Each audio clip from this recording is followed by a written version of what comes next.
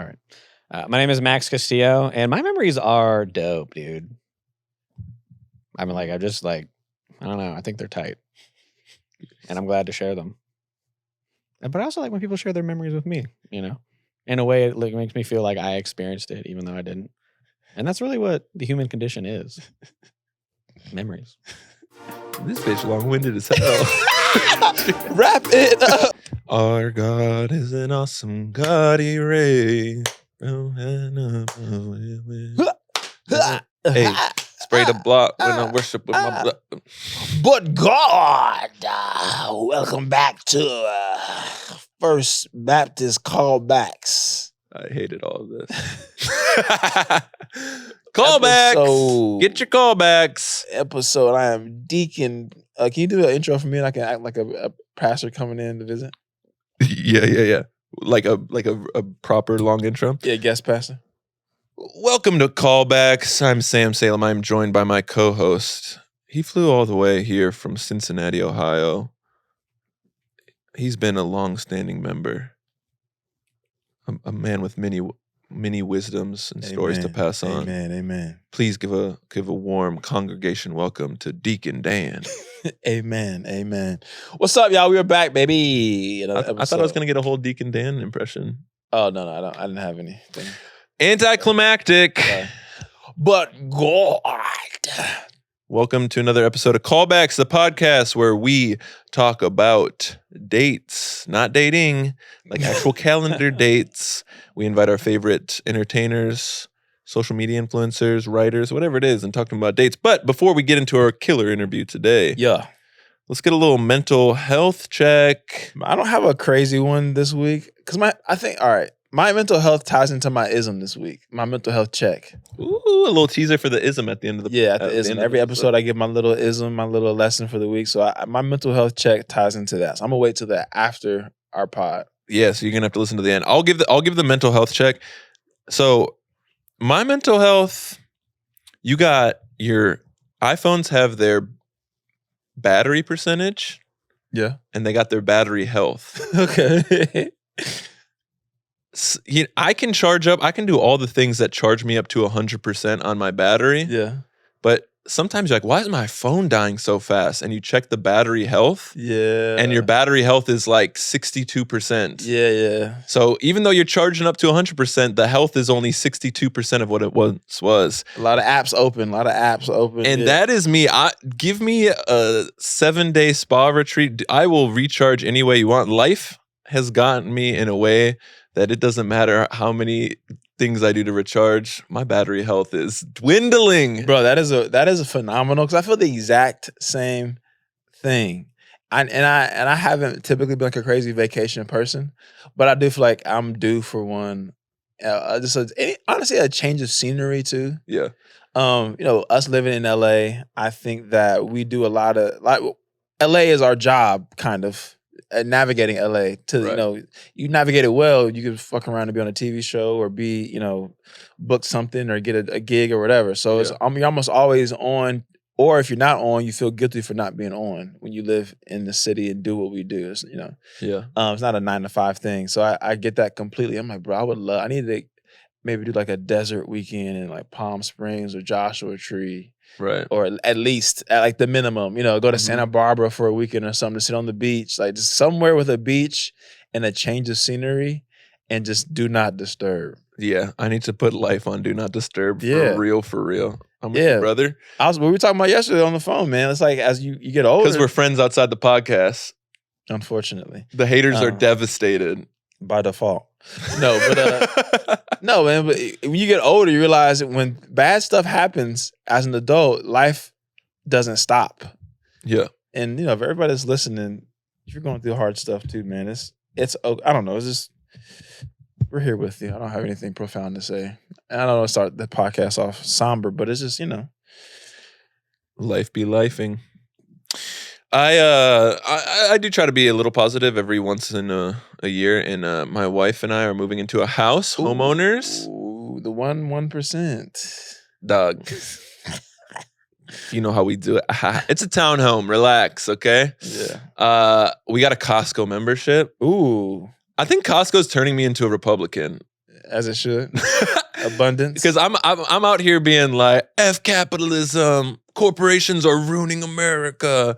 And then I walked into Costco and I'm like, I can buy a folding chair and a Bud Light 30-pack for $25. These prices are great. Yeah. And I'm on my old man swag. All I want to do is go to Costco. You can get a car wash for $8. Yeah, it's crazy. As God intended.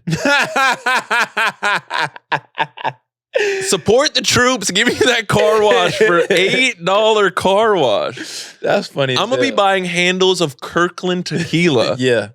For the streets. I'm going to be getting messy off that Kirkland brand. For years to come. They might have Kirkland brand Hennessy. They probably It's do. a cognac, and I'm going to go buck wild. So Costco, Yeah. you're probably ruining America in a lot of different ways and the world with your horrible polluting. But I want to spend every Sunday evening and afternoon walking That your is aisles. so funny. Yeah, being by myself, bro. Like my grocery shopping is always just a bag of stuff, and it's never all the same things. Oh, I don't have cheese. Oh, I don't have grapes, or I don't have I need coffee, Right. and then I'm gonna get steak. It's never just a big haul of stuff because it's gonna go bad. It's just me. Do you make grocery lists or do you go off vibes? I raw dog it. Yeah, raw dog in grocery A stores. real man, you go in there and raw dog it. You walk around, you spin the block multiple times because you forgot something. But a list for what? I know what I need. Couldn't be me. I let the vibes take me away. Yeah. My wife is like, what do we like? Check out a list. I'm just like, whatever. Little snacks are just shining the brightest. I gotta follow them. I'm not in a rush. I mean, yeah, I have places to be, but I'm not in a rush. So, all right, if it takes me 10 more minutes to hit the aisle 3-4 more times, so be it, brother. You got to live your truth at the grocery store. Yeah.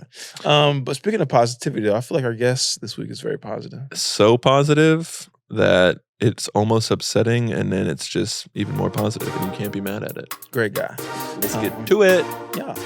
Aha, yes, sir. And we are here with a great friend, Maxie Max. That's a great way to start the little thing we call a podcast interview. Little bit of podcast. Yeah, let's get a proper intro like we like to do, a proper long intro. Our guest today is a popular content creator, comedian, actor, and writer born in Norfolk, Virginia, raised in Pensacola, Florida. Ooh, 7'5", that's 7'5". That's right. You may know him from his viral videos such as If Church Music Had Producer Tags, which has over 1 million shares alone on Instagram. Thank you so much. He recently recorded a crowd-funded music video for his single Bed by 9, a song for all of you who like to get to bed early. You can catch him at his monthly live show, Scoopty Boopties. Scoopty. But grab your tickets while you can because the show regularly sells out. Mm-hmm. We are overjoyed to welcome to the podcast a member of his high school's homecoming court. Ooh. Shout out Blake. Big His Blake. date. Right? Yeah, Blake, my friend from high school. Shout out. All right. The former voice of Tallahassee's 89.7 FM, V89. There you go. Hella nasty. And a completer of Bradley Martin workout plans. That's true. Welcome to the pod, Max Castillo. Whoa, thank you so much. Or as he was formerly known on Instagram, Mastillo, a.k.a. Max the Funny Guy, a.k.a. Max Castillo Comedy, and now currently BigTimeMaca. BigTimeMaca. Nice. Let's go, baby. It's a nice rebrand. Wow. I love it. Thank you. You got to rebrand from time to time. Yeah.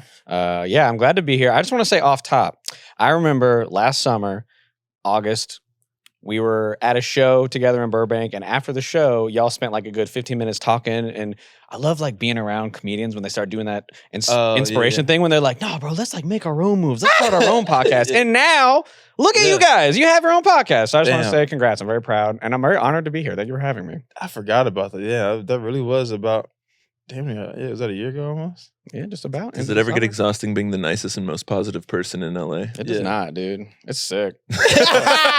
I love it. Nice.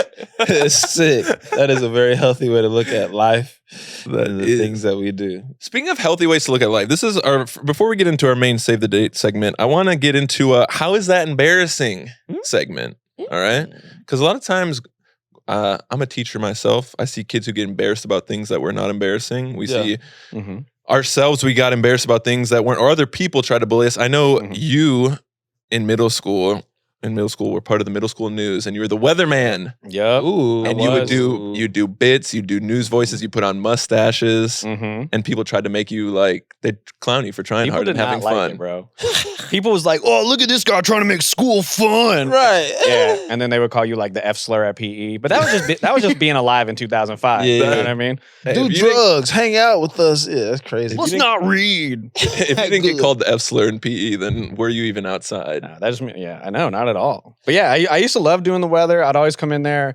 The guy who, bless his heart, the guy who was like in charge of the school announcements team at the time was named Mr. Sweeney, who was just like the school IT guy, and he somehow was like, "Oh, now I'm in charge of this." And so I would always come in there trying to do like impressions and voices, and I could just see him in the control booth being like, just so upset, but I loved it. And that's kind of like sorry for having passion, sir. Right. like the one kid that actually cares about this, and he's like, "All right." Oh, I'm like, yeah. "Ugh."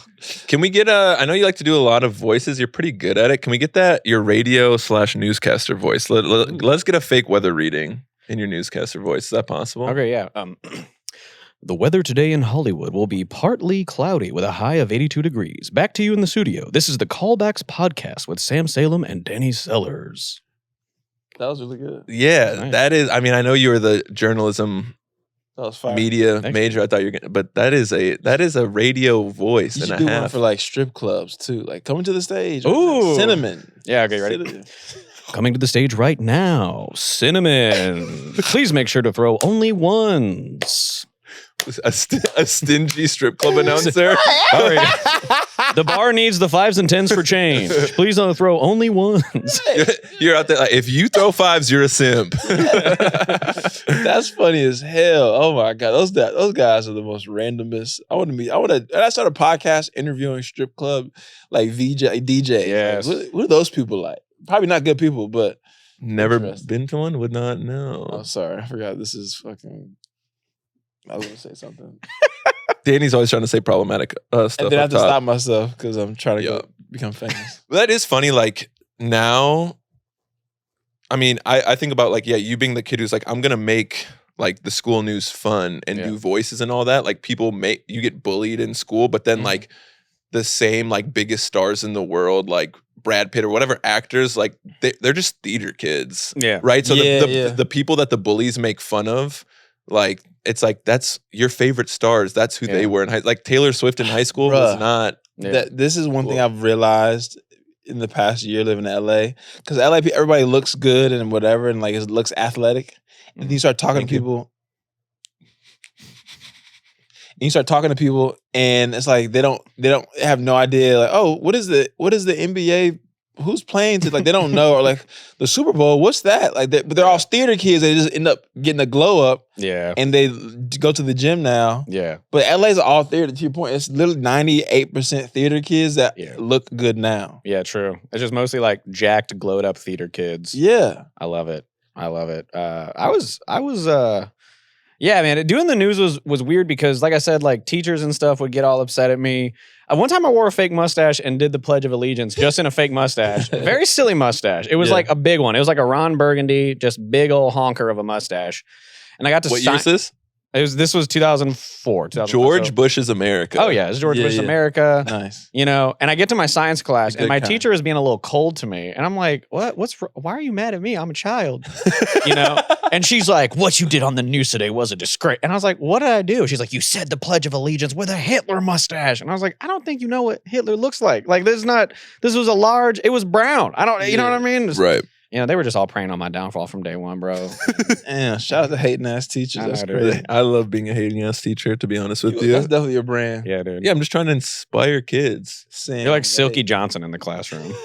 I don't know who that is, and I'm embarrassed about it. Feeling Spell self-conscious. You're like, on today's lesson. Oh, Right. Hating ass. Yeah. I Hater ball. You definitely, you're a Hate. You know, everyone needs haters in their life, and I'm just trying to provide. That's the BuzzFeed quiz we needed in 2018. Like, which player hater are you? 'Cause Fact. I feel like I'm very much like a Buck Nasty type, you know? Look nasty. Yeah. Yeah. What a elite sketch. You need to go watch that after this, Sam. Yeah, I'll go watch it. Thanks, Danny, for giving me homework. I don't got enough going on in my life. You do. I'm sorry. I love watching the little riffs just. Yes, you know, it's where all the magic happens, baby. It is funny. I mean, and Danny, feel free to chime in with your own if you have any of I those. will. But like I will. I need to. Go ahead. I just need your permission to tell me to chime in. Well, go ahead. Finish. Anyway, if anyone's looking for a new podcast host, it's funny as a teacher because I like. Why is that embarrassing that you were like doing funny characters in the student news? I remember talking like middle schoolers and like it raining and none of them would show up with like jackets on. I'm like, guys, why won't you wear jackets? Like, I'm not going to wear a jacket to school. And then my mom today was like, well, will you at least bring an umbrella?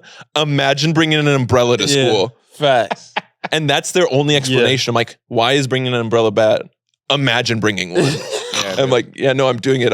I'm imagining being dry. And they're like, I would rather sit through my first and second period absolutely soaked, smelling like wet dog than just have an umbrella because you're going to get clowned on as a kid. Just the fear of getting clowned on will stop you from doing so many things that make sense. You know what I mean? Yeah.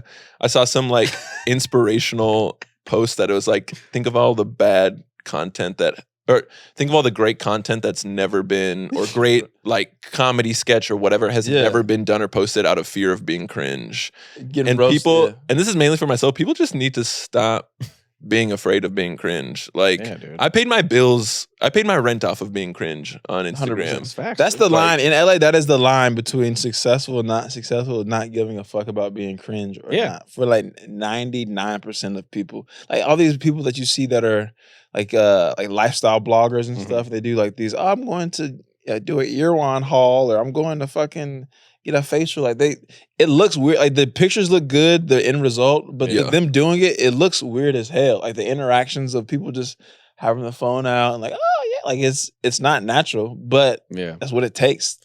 Either be cool and broke or cringe and fucking rich. Yeah. Ooh, I'd rather be cringe and rich, bro. Are you kidding? Yeah. I mean, look at our last two presidents, bro. Just some cringy old men who do terrible, weird stuff. Yeah, we had to be like different levels to like, if I'm being honest. No. Say it. Go back to your camera. Danny, quit trying to make me white supremacist Republican, all right? Go back to your camera. Dates? Reparations for black people. Nice. Sam say we should edit that together with a later quote, and it's like reparation. He's like, "Our bad," you know what I mean? Just like put it together real quick. That's nice classic. Political campaign bumper right there. All right, let's move into our favorite segment, Save the Date, where we bring dates from our guests' lives. Yeah, let's get Save that date. Look back through the calendar. Take a stroll down memory lane with Sam and Danny. Dude, okay. Use that. That was a tag. I got tags, dude. I'll do tags for you guys. I need you in the movie trailer game. That's what I'm saying. Like, like how the movie, the one man, that guy from like 2001. I want to be that, but I want to do all the producer tags. That'd be so fun. We just find out that guy dies suddenly, and you get real shifty all of a sudden. I don't know what happened to him, but I'm able to crazy, fill it. Bro. And I show up in like a fur coat, dude. I don't know what happened, bro. That's upsetting. You start voiceovering his death. One man by himself. One man murdered. One man, one stab knife wound. My fingerprints on the blade. One handkerchief removes the evidence. Choked slowly, just to make sure. That's hilarious. All right, the first date I got here is December 8th, 2014. December 8th, 2014. Let's see. I was in Tallahassee. Florida State. Let's go State. God, 10-3 last year. Mike Norvell really turning it around. That was crazy. Yeah. I was. We've been in the proverbial wilderness for like the last since 2015, 2016, and for us to actually be good again. Oh man, it was like realizing you like still had feelings for someone you'd broken up with. You know, you're like, no, like I can't. And then by the end of the season, I was like, yeah. So Florida State football. They won a national championship in the last decade. 2013. I would say it was the cusp of the decade with Jimbo and James. Yeah. I was there. I was a student at that time. It was incredible, like being there. And for it was funny being in that community because I was very much in the performing arts and the theater community, and a lot of people had that mindset of like, oh, like I hate how much money like our school spends on sports, and they should spend that on like the students. And like, at one hand, yes, I agree. On the other hand, it's dope, dude. It's so dope. Like. It's so dope when there's 80,000 people like tailgating. You're like, yeah, like it's instantly relatable. All your uncles respect you, even though you don't play football. There's like that kid's got a good head on his shoulders. Because like go there and the football team's good, but that is funny though. hey, we need to spend less money on sports, more money on like whatever students learning and all that stuff. And the best argument is, shut up, nerd. Yeah, like it's dude. just like go to this Exactly. game, dude. There's no actual like real logistics on why. And then there's just the photo of like the coach holding the crystal football, and it's like all your arguments are invalid, dude. Like, yeah, you did that. yeah. That's a vibe. We Fuck did yeah. that. So So Fuck December 8th, economics. 2014. I don't know. What you got for me? okay. Conradi Theater, 30 and 60 performance. Yes, Sketch yes. comedy. Mm. Florida State, 30 and 60 was the name of the sketch group, Sketch correct? group, yeah. So that was a sketch group. It was a sketch group that already existed by the time I got there. That was my first foray into doing comedy. Like Mm. I was always told growing up, when I was in like student government in high school and all this, I was always told by like teachers, like, you should really be like a performer. And I was always like, I don't want to do that. Right. And because you're just like a kid and you don't want to do what adults tell you sometimes. But Of course. yeah, that was our end of the semester show. That was our Christmas show that year. Fun fact, it was my friend Josh's last show. He graduated that semester. But yeah, 30 and 60 was awesome. It's a sketch comedy group. We did 30 sketches in 60 minutes. We essentially borrowed the neo-futurist in Chicago's Too Much Light Makes the Baby Go Blind format and like added a comedy element to it. And dude, it was life-changing. Like I got involved in that sketch comedy group off just a random chance where like this guy I was working with at the radio station, my good friend Sawyer, he was like at a party with someone and they mentioned, hey, if you know anyone funny, like invite him to this audition we're having. Mhm. So I did. I went, I auditioned, I got in. Within like a month, I was like, I think I want to do comedy as my career. Right. Yeah. And yeah, the next 2 years in there, I just spent so much time like forming the closest friendships with people, like getting better as a performer, having so much fun. And I actually like have kind of started this movement to like build up our alumni of that group. And I actually last April, we went back to Tallahassee and did like our first alumni reunion as 30 That's and sick. 60. Yeah. So I love 30 and 60. I got so much love for it. That's it. Well, what's crazy to me is I believe like when you went to like the auditions or whatever it was, everyone's like, yes, I did theater and this and background. And everyone's like, what about you? And you're just like, I'm just here. Yeah. Vibing. Yeah. And I'm very jealous. Obviously, we're buds in real life, and like I'm very jealous of you. Don't seem to like question. I'm always like, is this embarrassing? Like going back to the kids being embarrassed about nothing. Like, oh, is this cringe if I show up? Is this embarrassing? Like, I don't want to do something, and you're just like, oh, this sounds fun. Yeah. I'm not even gonna think if I have the qualifications or not. I'm just gonna do it. Like, where does that even? Yeah, bro. come let's from? Let it rip. Yeah. The dead truth on that is when I was like 19, I got really into smoking weed by myself because I was very depressed. Nice. And I basically just like spent 3 months getting high in my room alone, thinking that like there's no way my mom knows about this, but my mom knew. And and just really coming to terms with the fact that I will die one day. And then once I got over that, I was like, all right, the world is mine for the taking. And so ever since then, I like have just always come at something and been like, well, like who cares if I don't make it? Like I'm not in the thing now, so like I'll just be right where I started. Let's just keep going full strength at it. Sometimes it's like you're on the brink of a mental breakdown that makes you realize like, oh shit kind of isn't that serious, or things don't matter the way I think it matters, because you look out of those like parameters that you lived in mentally, or the proverbial barriers that you built up. It's like, oh, actually, I'm about to have a panic attack. So let me just forget, these rules that I gave myself and just vibe out, because like you said, nothing ends up mattering. I went to school in I went to school in Jacksonville, high school in Jacksonville. Yeah. Oh, I know. A lot of did I tell you that? No, I did research on you guys like you did research on me. So Nice. I never went to Tallahassee though. Knew a lot of people that went. Yeah, you couldn't last a day in Tallahassee. Did you ever go to FAMU with the black girls or no? yeah, I worked at a restaurant, and I worked at a restaurant, Logan's Roadhouse, the steakhouse chain, and there was a good number of like FAMU students from there. And did you serve them, or you just like, oh guys, Look at this homecoming date. oh, with the sister, And nice. I think it was that senior year. I can't see your phone brightness is Yeah, I don't know. That's pass tight. It, pass it. Oh yeah, that's my friend Casey. That's my friend Casey Brown. She's so great. Hey, She Casey. was class president senior year. Ooh, young black queen. That's tight. Yeah, but no, they were just my coworkers. Yeah, I was always coming up in the kitchen being silly, Yeah. like they would be playing rap music in the kitchen. I love rap music. It's very funny as like a white person in like a mostly black circle, is like I feel like A lot of the times these days, white people will be like, "Oh, like I can't like act like I like anything black around black people." It's like, no, dude, just like be genuine and be yourself. Yeah, Don't yeah, like yeah, be yeah. weird and fake Right. it. Right. And so like I would always come in there and I would always just like rap along to the words, and they'd be like, "Oh my god!" Like so, there was one night we went to the Top Flight The Club. bar is so low for white men. That's all it is. But we went to this place called the Top Flight Club, which is like this bar, and they did karaoke. It's over by FAMU, and I hung out with all of them, and it was awesome. And I really loved FAMU because their radio station, 90.5, the flavor station, South Shout 90.5, their radio station was incredible. Really? I would only listen to that. The Was it entire student 3 ran? Yeah, it was student ran. Like I have my qualms with V89 at Tallahassee at FSU, but like V89 and FSU's radio station very much felt like an NPR station where like every DJ is like, okay, guys, that was The Strokes with off their album This Is It. Like that's how every DJ sounded. Really? And you flip over to FAMU's radio station and they're like, what's up, y'all? Like I'm hanging out this like they have like they Yeah. sound like they're enjoying being there. Yeah. Ugh, yeah. I love it. Enjoying life couldn't Yeah. be me. Couldn't not at all, dude. You should try it though. It's sick, dude.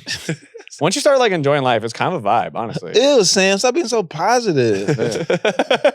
You just Ew, out of loser.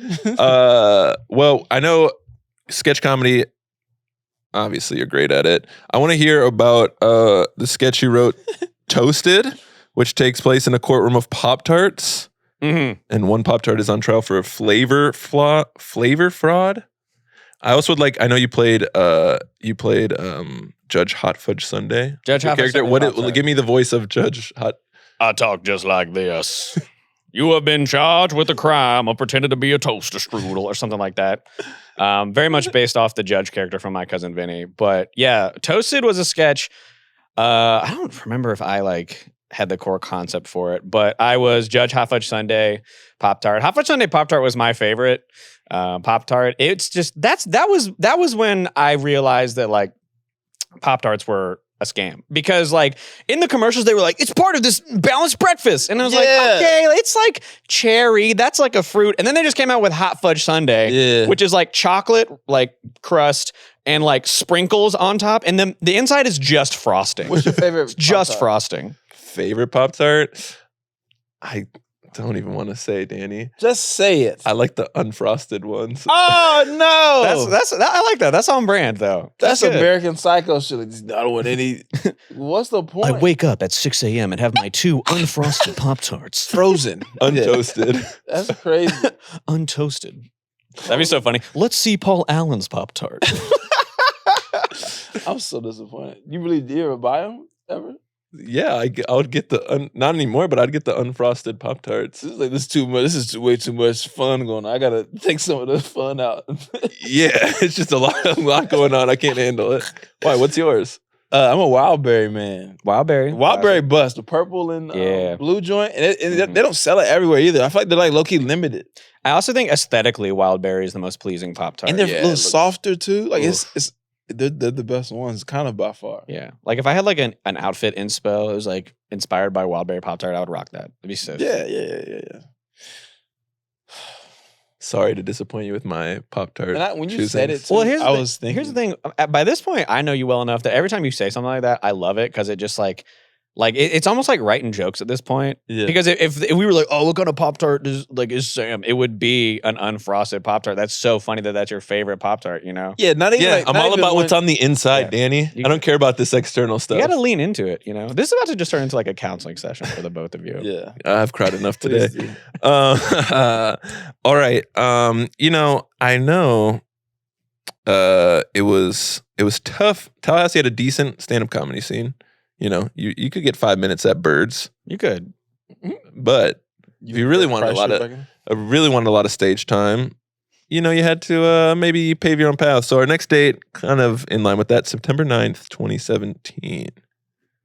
2017? Yeah, September 9th, 2017. it's a little later, but involves. I don't know. I would have been out here.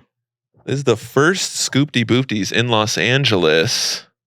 September 9th or December 9th? I'm just going off what the Scoopty Boopty's Instagram said. Okay. So the first Scooty Boo in Los Angeles was in December of 2017. Ooh, Sam don't know shit. Let's go. That's the Sorry, first one he got sorry. wrong. Sam, That's don't- That's why our it in anniversary my show is in December. Face. It's okay. It's okay. We can edit it out. Was it the first? You want to take it again? You want to take it again? No, I'm gonna stand by it, guys. I make mistakes. I'm only human, and He miss. He do miss. He don't miss. He do. All right, sorry. I didn't mean rubbing you. No, keep going. He takes this very personal, so I'm sorry. No, keep going. Everyone was laughing super hard. There's no one else. It's just us two. All right, I messed up. This is when the up. Beatles broke up. This is But, exactly what happened. Yeah. I think it's crazy that Scoopties. Yeah. Scoopty Boopties dope. is a wild show because there's so many like lame indie shows, but you literally turn your living room into a comedy club. I know it started in Tallahassee in college in an apartment. Yeah. And the name Scoopty Boopties is so fun coming from your friend getting written up at Whole Foods. he was this is the story I heard, Danny, is he was flipping pizza dough and he was just going feminine head, Scoopty Yeah. Boopty, flip it a hat and doing Yep. like That's how it came about. So I had and this doing friend hacky named Italian. Evan who worked at the Whole Foods in Tallahassee. Uh-huh. And the story goes that one day he got written up at work because his manager asked him to like make pizza dough. And so like it was one of those Whole Foods that have like the pizza area, like it's like an open Yeah. kitchen. And so he takes his phone and he he plays like Italian like zit, zit, zit, zit, like music Yeah. and he's just tossing the pizza dough yelling Italian gibberish. And his manager was like, hey, you can't do that. That doesn't look professional. Right. And we were like, what were you saying? He was like, I don't know. It's kind of like fettuccine, scoopty boopty, pizza, pasta. And I was like, scoopty boopty. And so when we started the first show, I was like, what should we call it? And I had the concept. I was like, let's make the apartment a comedy club. And just it came to me. I was like, Scoopty Boopty's Mhm. Comedy Club. It's just like the dumbest, coolest, most fun, easiest to remember name. Right. And there we go. So shouts out Evan getting written up in Tallahassee, 7 years ago. Changed Taking the course of my life. charge. Taking Yeah. the charge for the betterment of comedy. Yeah. It is crazy because that show is like, I mean, people with like big credits or like someone like Trevor Wallace who has like millions of followers and tours theaters. It's like people like that or Niles Absent who we had on the pod who like, writer on Dave, Comedy the best Central. Yeah, What's both the of best- both of you guys have been on the show. Yeah, I done my thing on it. What's the best Scoopty Boopties night you can think of? Dude, easily hands down is when we recorded Niles' first special, Yeah. which was in February of 2020. I want to say it was like February 15th. Yeah, guys, this What's is the February date? 15th, 2020. It was crazy because Niles had hit me up, which I mean, I listened to the episode y'all had Niles on. Like Niles hit me up like the summer before. He was like, "Hey, bro, I'm thinking about doing my special." at Wow, your crib." black scent. And I was like, "That's not black scent. That's just an impression, dude." That was good. I'll allow it. Thank you. So Niles hit me up. Here, I'll do one. I'll do a take without it. So Niles hit me up and he was like, "Yo, let's do that." I'm keeping it. That was good. He was like, "Yo, let's do the. Can I do the show or the special at your house? Like, I've loved doing it." And because he'd been on the show so much, and I That's met like a Niles. huge honor. What do you say? That's a huge honor. Like Yeah, someone, I like, was first off floored and very honored because I met Niles and Chaz at an open mic in 2017. It was like my second or third time ever getting back in doing stand up out here, and I bombed so hard. And I remember Niles came up to me after the show. He's just like, "Hey man, dope set." And I was like, nah. But by that point, we'd been friends for a while. I had him on the show a bunch. And when he hit me up to do it, I was like, okay, we got to make sure we do this right. Like, I want to take all the time. And so he said February. And we spent like so long like planning for it. And it felt cool. It was like, even though we were shooting a comedy special like at my house, we treated it like we were filming this thing at like, the Staples Center or something. We had like production meetings and we like brought him in to like scope out and set up how we were going to set up the room. And that night was crazy because I remember him getting there and him and Arthur just being like, yo, like we texted like a lot of people. And I was like, all right, that's cool. And I think there were probably no less than 200 people crammed into this house. Like it was insane. We had like the living that room was completely crazy. packed, the little side area, like foyer area packed. The kitchen where you couldn't even see where the show was happening was just jammed in and people were just listening. That spilled out to like the backyard and people were just all in the backyard watching through the back windows. And that night was crazy because like I don't even remember most of it just from like just energy and hype. I have kind of blacked it out of my memory. I just remember the whole time thinking, oh man, I hope I get my deposit back. Like the whole time, because there was just so many people. But it was awesome, man. He did his thing. The special was super cool. It's still a huge badge of honor that like I wear to this day. And like it's always funny. Like, and me and him will still talk about it every now and then. Like I'll text him and be like, yo, can you believe it's like been X years since he's like, no, dude, that was awesome. So that was hands down, I think, just the most fun night. Cause it was this thing that showed like, oh, you can just start a comedy show in your house. And if you build something and it's a fun environment, people will come to it. And eventually like, people will want to use it for something so like, you know, that's such a big step for him. And the fact that he used my show in my living room was like, I'm still like in awe of it. So that's sick. And you can listen and watch it on YouTube. Shout out. Nels Absent. Check it out. He's a Southern lad. You're a Southern lad. What is, you got Whataburger socks on. I know you got multiple Whataburger socks, shirts. You got the Whataburger neon sign from your mother as a Christmas gift. My mom hooked it up one year. I was tired. And you like the spicy ketchup. Mom. It is Mother's Day. Shouts out to my mom. Shout out all the moms. Yeah, what the Whataburger In-N-Out debate. Let me hear your thoughts. I mean, I think Whataburger is the better complete restaurant overall. I mean, how could they not be? They have burgers, they have chicken sandwiches, they have barbecue chicken, they have breakfast, honey butter chicken biscuits, breakfast taquitos. Like it's open 24 hours a day. They serve breakfast 11 p.m. to 11 a.m. How can you not say like the sum of all of its parts is greater than what In-N-Out offers? But the thing about what In-N-Out offers is it offers the absolute best burger you will ever have that costs you like $4. Is it really that good?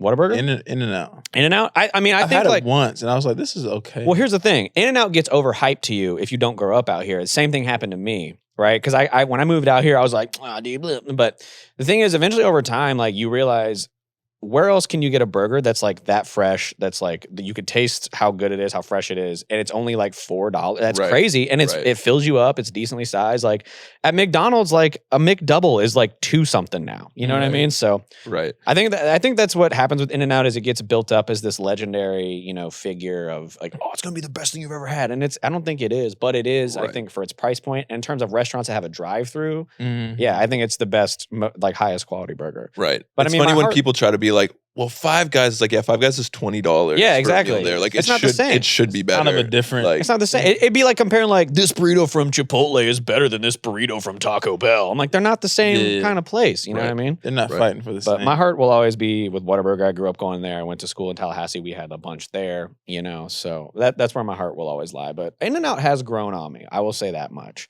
2017, Max Castillo would not have believed that, but In-N-Out has grown on me. We all grow, we all change. Exactly. Character development.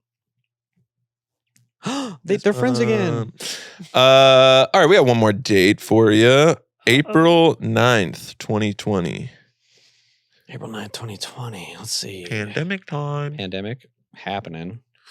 Hot pandemic. Pandemic was hot. Then, bro. April? That's like, oh, the world's about to end. That's what's up. That was like I was wearing one glove to the grocery store to grab all the packages with and one ungloved hand so I could still use my phone and touch my face. And I was like scrubbing down groceries. April was like when the fun began to wear off. Like we went work from home and we were like, guys, let's do like a weekly Zoom hangout. And we're like, like on Zoom with our friends. And by like early mid-April, it's just like, oh no. And it's just like, then it started setting in like what this really was kind of turning into. But I don't know. April 9th, off in like May 2020. Yeah. I'm just like thinking back.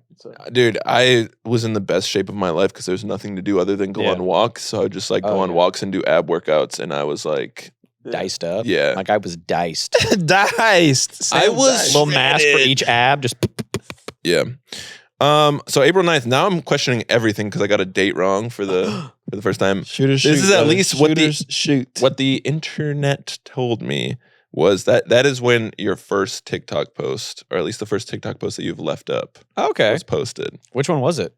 How sports fans be like during the pandemic. Yes, sports. Okay, yeah. So that was okay, yeah. That does line up. That's correct. Good job. No sports during the pandemic. I get up and it's just a puddle of sweat in my couch. That boy was sweating. No sports during the pandemic has me like. Was the title. But so in a weird way, the pandemic, I hate saying, dude, the pandemic was the best thing that ever happened to me because that's awful. Like so many people had their lives absolutely turned upside down by that thing. But the pandemic was an interesting time for me as a creative because like I was really hitting stand up in like 2019, and I was like, all right, like this is about to be my year for stand up. And then stand up and sketch, the two things I was really into, had kind of taken away from me. So I had done like some YouTube content, sketch comedy stuff before, but I kind of didn't like because I didn't know how to edit videos, I didn't know how to shoot, all that. And so I was kind of always waiting on other people to do it. And so when the pandemic hit and I had to just be in my house a lot, I just sat down and taught myself, okay, I'm going to learn how to shoot. I'm going to learn how to edit. Right. I'm going to learn how to like post and figure this whole thing out. And so I'd been kind of resistant to TikTok at that point, because at the time TikTok was in 2020, TikTok like exploded. But even as far as like comedy goes, TikTok was not what it is now. Yeah. Oh, it's a little kid up. Yeah, it was this weird thing where I started seeing people like do well on there, and I was like, should I be on there? Like, I don't know. And then once I started posting on there, I realized like, oh, this is kind of the way for someone with my skill set of like funny characters, impressions, voices, like someone that's so sketch focused too. Yeah. This could be a real good vehicle. But I remember, which is something that I think when you get into posting content, you like definitely have at first. I remember thinking that, I was like, bro, this video is about to go huge, dude. Like, this video is about to be reposted by ESPN. Like, I'm probably gonna da-da-da. Like, I remember thinking like, because I thought that video is like, I thought it was like, oh, this could go viral, dude. And it's a very funny video. But like looking back on it, it's just one of those things where like sometimes it doesn't matter how good your idea is, like the algorithm will just be like, no. And then it just does nothing. But I was really proud of that video. My favorite section from that video is when I'm like sweeping in the kitchen, but it's like golf. And it's like, he's got this to finish up. And I like go to sweep into the dustpan and none of it goes in. It's like, oh, he's gonna have to go perpendicular. You know? See? Just describing it, Danny laughed. That is That's funny how you know as it's a good fuck. video. Your shit, your TikToks legit get me weak. Thanks, dude. I was just watching that. I'm not jealous. Sorry. Awkward. No, but it's not for me though. I feel your shit's for. Oh, you're making it worse. I was joking around, and now it's I'm dead inside now. Sorry. People are actually gonna think we don't like each other, which I kind of love. But I need conflict for us to get. Anyways, no, but give him his compliment. I detracted. Yeah, no, but that preacher's drop shit is so funny. Oh, the producer tags church music one? Yes, bro. Like, it's just like. Can we play it real quick? Because it's like so funny. The things that you said, like, how are you coming up with it? Are you like sitting down? Do you have a premise in a car in the shower or something? You sit down. All right, what are the actual things I'm gonna say? Or are you freestyling in the moment? So the producer tags thing. Here, you want to run it? Here. This is if church music had producer tags part 2. Part 2. That's the big one. La music de Jesus Christ. Churchaholics mixtapes. We make it look holy. Moses music. Metro Boomin wants some more, Jesus. We the blessed music. Yo, Lazarus, you want to come out here?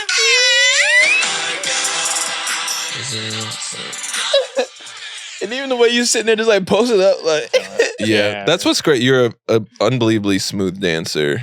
Thank you. That all.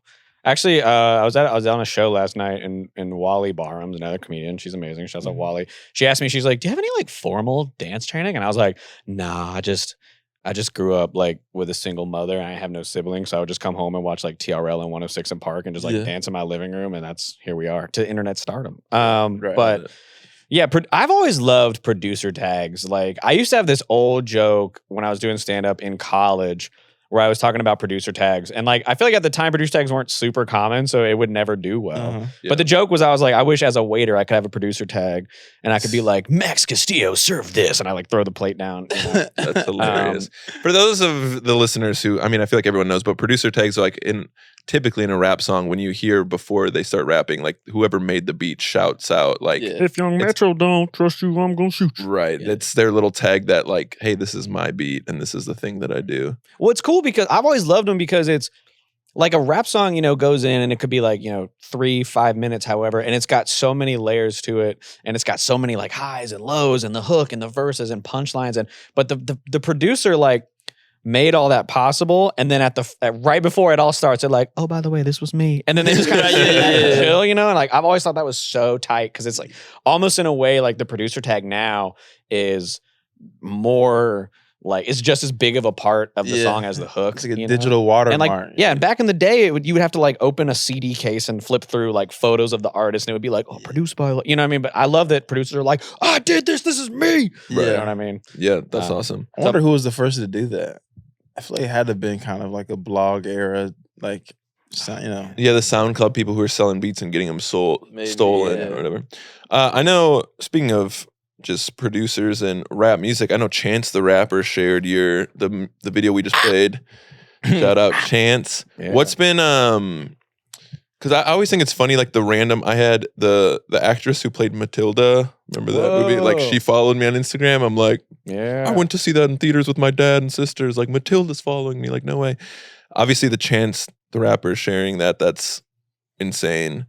What, like, have you ever had any other funny like pro athletes or? Oh yeah. famous So people? the highest honor I've ever gotten on a video I made was a while back. I did this video called "The 4 Stages of a Wedding Reception," where I walk you through like the 4 group dances basically. And Bun B from UGK commented on it. What? And he said something like, "Oh, he's definitely invited to the cookout," or something like that. And I was like, "Bro, I was like, I'm setting foot anywhere in the South at this point. You can't tell me shit, bro." A Like, UGK cookout yeah, is certified. because like growing up in the South, UGK, you know, so that was dope. Gerald McCoy, who's a former Tampa Bay Buccaneer, like he will follow and comment on my stuff every now and then. I'm like, oh my god, that's so cool. I used to watch you like play sports. Yeah, there's been a few, like I think the Bun B one is like the biggest one though, because that was still very early on, like right when my videos had just kind of started to like do well, and that was like the first time it had happened, and for it to be someone that was like so iconic to me, I was like, whoa. But Right. yeah, that was awesome. That's awesome. How do you this is totally random. How do you like plan or make money off of this shit? Because I feel like your stuff is really funny and good. Yeah. But it's like I don't know. This is, I guess, with all this writer strike stuff too. I'm just thinking like, how do creators find ways to make money easier and simpler? You just named a bunch of, you know, relatively wealthy people, and like you're getting like global reach at times, at least for certain videos. So I don't know. What are your thoughts on just like how do you plan on making money off this shit? I know it's kind of a grim question. No, it's a good question. I mean, you do get like a little bit of like a residual from just your view numbers from like ads and stuff. So that's like a nice, that's nothing, it's nothing crazy for someone at my like level, but every now and then I will get a like brand partnership thing. I don't get a ton. I feel like because my content doesn't really match like a lot of stuff, you know, but every now and then I'll get that, and those are always nice to do. My goal right now though is just like, let me just keep growing my audience and building it so that I can then undertake larger projects and invest in myself. Like my music video was a good example of that. Like I was able to crowdfund $14,000 to film this music video, which was so awesome. And so right now I kind of see it as all of this as like a long-term investment. I'm not super worried about getting like a full living from it right now. I just want to keep going as hard as I can because it serves me to like grow my audience and just make me a better like creator in general. And I know opportunities are down the way. Like making videos and uploading them has brought me like all the success I have. Like I have a manager now. The manager like has helped me audition for cool stuff, submit for like writers' rooms and stuff. So like once, you know, the strike is over, I'm hoping I get to go write on something and act in stuff, and that'd be super cool. But I know you get to audition for JFL, the character showcase. I did get to audition for JFL. That was so fun. I did a lot of character online on videos and stuff. Had never really done like a ton of live character, but my manager was like, yo, you should do it. Like, shouts out JM. That's my manager. Love you, JM. But he was like, I really think you should submit for characters. And I was like, all right, let's do it. And so I submitted for it in like January, and then just kind of didn't hear anything back for a while. And then suddenly he was like, hey, in 3 weeks, like they want you to be at it. It's in 3 weeks. And I was like, oh, so I kind of had to like put together a whole set because I've been working on the music video and stuff. But it was a lot of fun, man. I did my classic character, the guy who's filled with ants, always a big hit on the internet. I gave it a twist though, where it was the mayor of Baton Rouge, Louisiana, and he is talking to the townsfolk and he is convincing them that he is not actually filled with ants. But it's so obvious because the way he moves and the things he says. But how many times do you say the word gator? I didn't say it that time. I would have given it away. The gumbo bayou, yeah, baby. That's hilarious. I love your Louisiana, Thanks, your Louisiana voice. But yeah, I see it as like I said, I see it as it's like a long-term investment. I think it's Yeah. a marathon, not a sprint. I think everyone blossoms in their own time. And it's like right now I just focus on making the funniest thing I think is funny that day. And I put that out. And sometimes I'll do a video that I'm like, oh, like this one's like dope. And it will like kind of just do okay, you know. And sometimes I'll do a video and it goes like huge. And I'm like, all right, maybe I should do some more stuff like that, you know. And so Yeah, That's a algorithm's crazy. Go ahead. yeah. Oh yeah, I was about to say the same thing. Like it's funny I'll go in like I felt like I had 75,000 Instagram followers for like 3 months, and then all of a sudden in 2 week span I jumped to like 95,000, and then I just sit at like that forever. So it's kind of funny the things you think are gonna pop off do nothing. The things that like you're just like, I'll just throw this out there and see what happens. Sometimes are the ones that pop off. What do you think? What do you think about the money stuff? I think the fortunate thing about I have this struggle with like my content where like obviously I'm not gonna like I think it's funny, but I'm also like it feels like it's a little like hack where I'm just like only talking teacher stuff. I think, and so I'm like, I want people to view me as a comedian, not just like, cause I talk a lot of about teaching in my stand-up, but I talk about, you know, I've done 10, 15, 20 minute sets without talking about teaching at all and still been fine.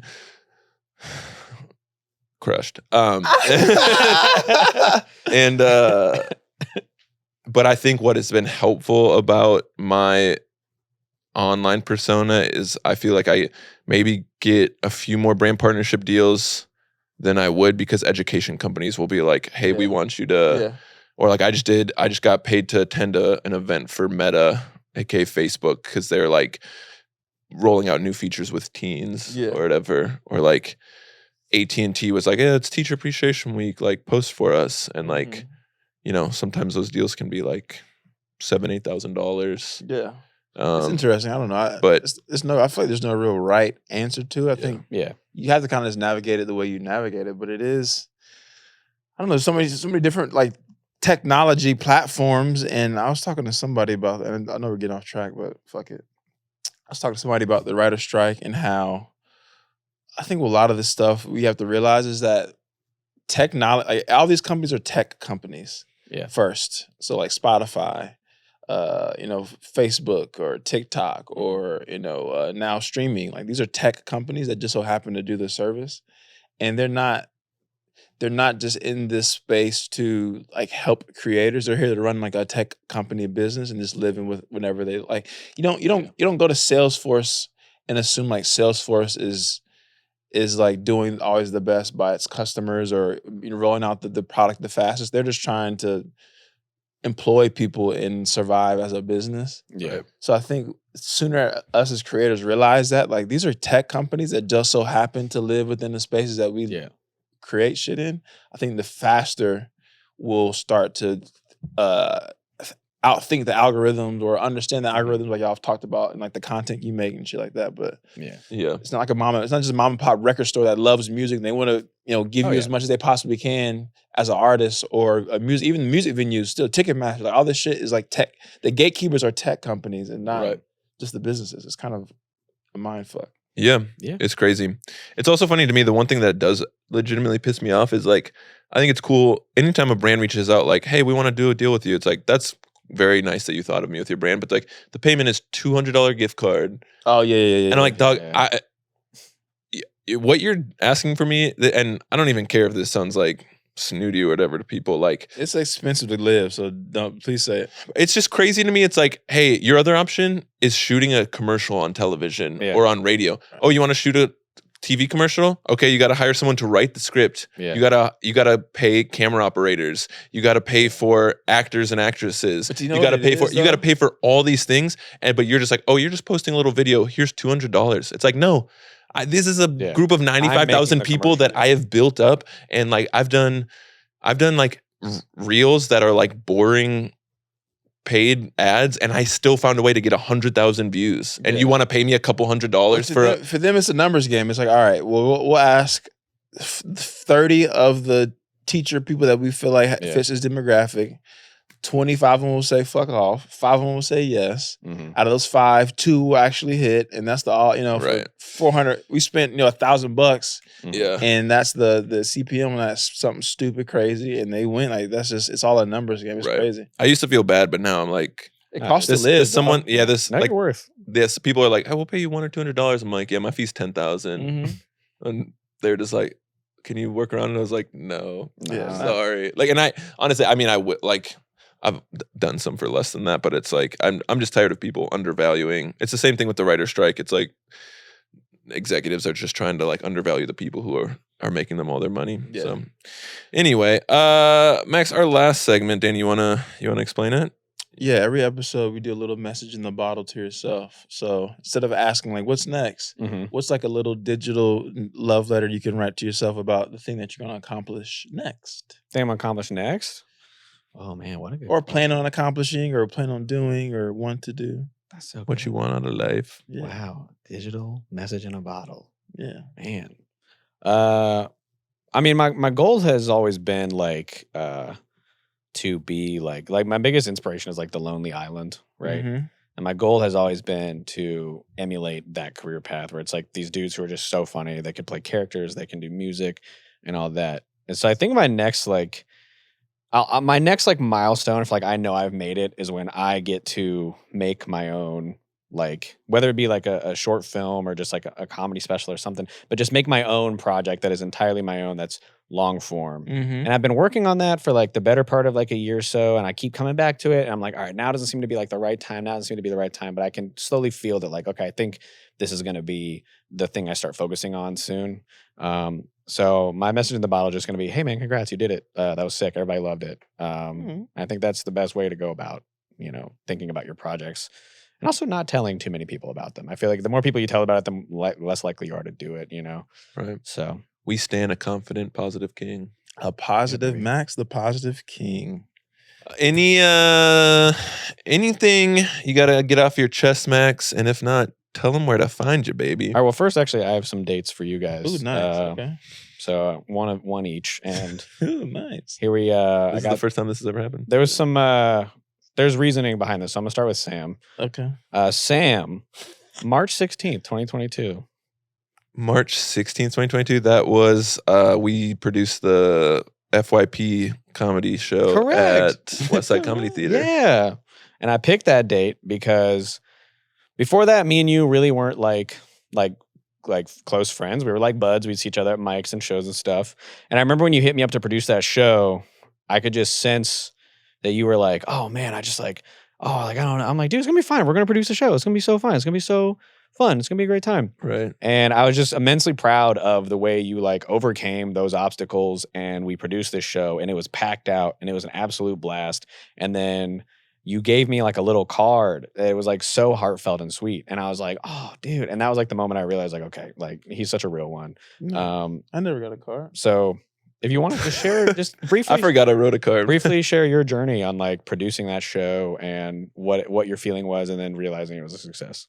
You know what's funny about that is I talked about that show today in church from the stage. Nice. The real stage. And I think what's funny about that show is in life I always struggle about fear of the unknown and like what's coming next and is it going to work out, and it always robs me of present joy. Mm-hmm. And so like that show, I was like, is anyone? And Danny was on that show, so shout out. Yeah. Was that on that one? Yeah. Oh, really?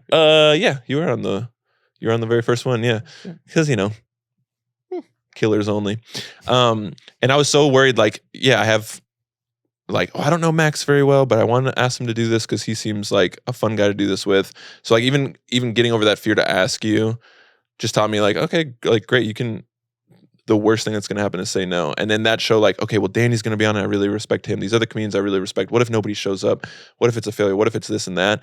And by the time I got off stage, and my set went well, like. Yeah. But I got off stage, I was like, I spent zero time thinking about my set. I spent zero time enjoying it up there. I spent my whole time worrying, is this going to work out? That I forgot to pay attention to the fact that it was working out. And all my future anxieties just completely robbed me joy of the present. So that has been the big lesson in that. And also, like we at that place we canceled our last show, and it was kind of like a awkward falling out with the club, and I was just like, I'm done for. And then a year later, I reached out to the guy and was just like, hey, I just wanted to say thanks again for the opportunity, and I'm sorry for the way things ended. And he was like really appreciative of that, and then booked me on a show out of it too. So it's like, there's never most things are never final, and you can always bounce back. Or that serious, to be honest. Exactly. All right. And Danny. This man just took over our own November podcast. November 9th, 2013. Senior year of college, probably my last football game. It was the game against the Citadel where you recorded your only career tackle. Did I really? Yeah, it said an interception or something. Probably? I don't know. Yeah, I guess I looked it Special up teams? and I looked up stats, and it was like defensive stats. I saw you were a receiver, and it was like tackles, like one tackle. I was like, what? That's funny. Yeah, you're only. Somebody must have definitely threw a fucking pick. You got in there. You laid the wood. You laid the wood on him, bro. Because even on special teams, I only played punt return and kickoff return. I never was. That's funny. Coverage. Yeah. That's hilarious. Yeah, I definitely was just probably stopping somebody from tackling or scoring off a pick. Shout out to the old ball days. Old ball player, man. It's a long time ago. I hurt my neck working out, so I feel like I'm getting old, man. That was a long time. Oh yeah, I pulled a muscle in my back the other day, like putting a frying pan in the cabinet. I was like, I'm cooked, dude. It's a wrap. That's a nightmare. I need one of those LeBron James they put the ice thing sleeve on your body. I need one of those. We used to have those for the whole college basketball where like Frozone. Yeah, I need one to just sit there. It massages your leg well, like icing you. Yeah, but I just have my dick out. Mm-hmm. I know. You gotta have it out, dude. Everything I'm else not gonna cold. not have my dick out getting my legs ice suit massage, dude. Come on, dude. Everything else cold. Right, real Deshaun Watson vibes over here. I'll be at home. No one else is in the room. Yeah, I'll be at home. It's my dude. But if you get robbed, it's like, I can't. Dude, if I come in to rob someone and someone's sitting there with big puffy inflatable cold pants with their dick out, I'm like, I'm so sorry. Clearly you're going through it. That's the only way. I'm just gonna grab a handful of stuff and leave. I'm not gonna like take all your shit, but here's my number if you ever want to just talk. That's very funny. All right, I'm sorry. Tell them where to find you, Max. Plug yourself, baby. Man, you can find me on Instagram and TikTok at BigTimeMaca, BigTimeMaca, all day. That was hard, actually. Thank you. Find me there. Look me up on Spotify, BigTimeMaca. You can stream Bed by 9. Forthcoming comedy album to come out soon. Hit me up there.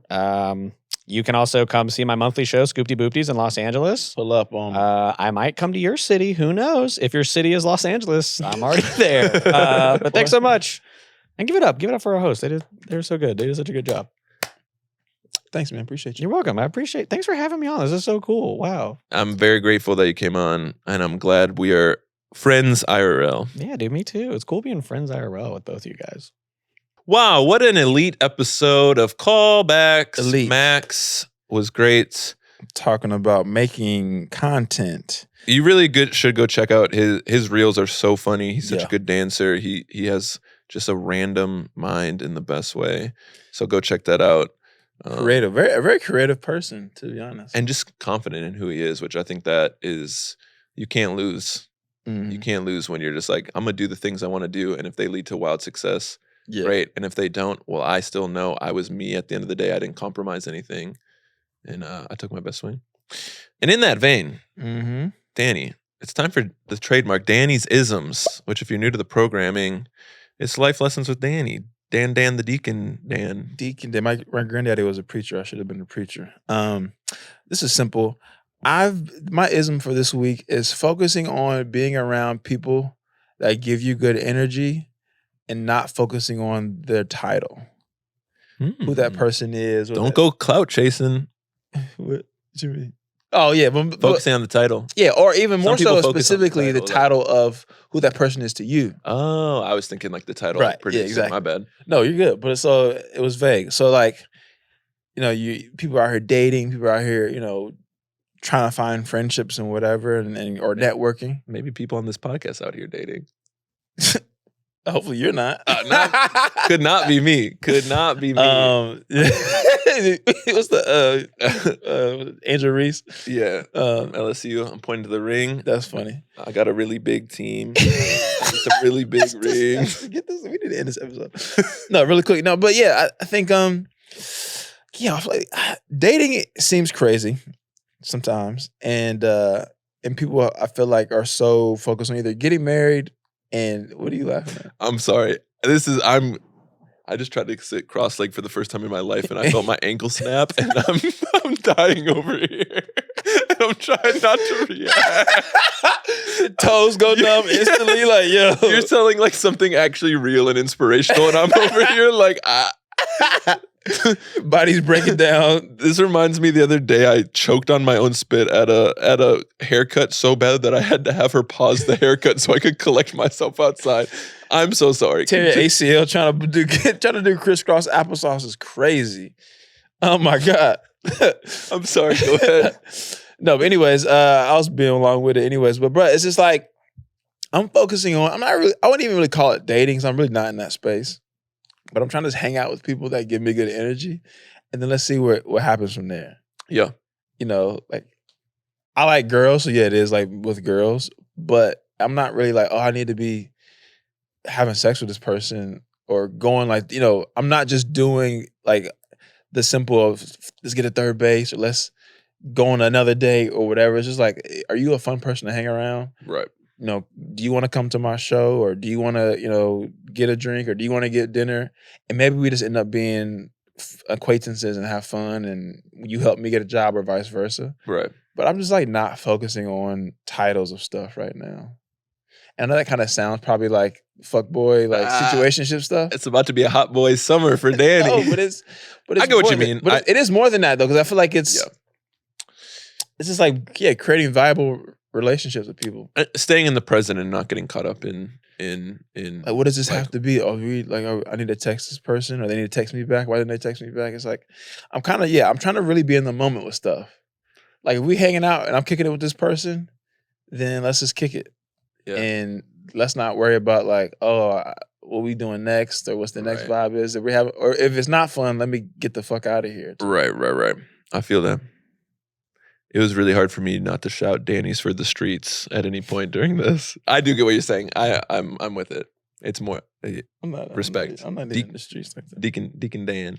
All right, our last thing before we get out of here, we are recording on Mother's Day, and my mother, shout out Barb Salem, shout out, great lady. She wanted to be featured on the podcast. She's like, why don't I ever get to be featured? And specifically, I actually don't like how this is happening because anytime I hear my little sister pitch people to listen to my podcast, she always talks about how funny Danny is and how great Danny is. I'm like, I don't really hear my name. That's crazy. And then my mom sent me an audio recording. Well, my sister helped my mom to record this. And my mom said, I hope Danny comments on it while he listens because he is, all caps, funny. I'll take it. Thank you so much. Not even, what about me? I'm funny.